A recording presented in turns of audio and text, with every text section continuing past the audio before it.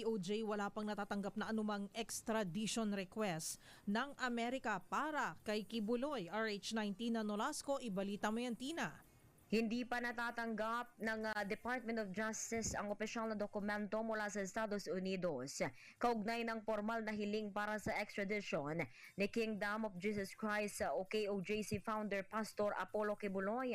Ayon kay DOJ spokesperson Attorney Polo Martinez, sa kasalukuyan ay wala pang nakararating sa kanilang tanggapan na anumang formal na kahilingan mula sa pamahalaan ng US.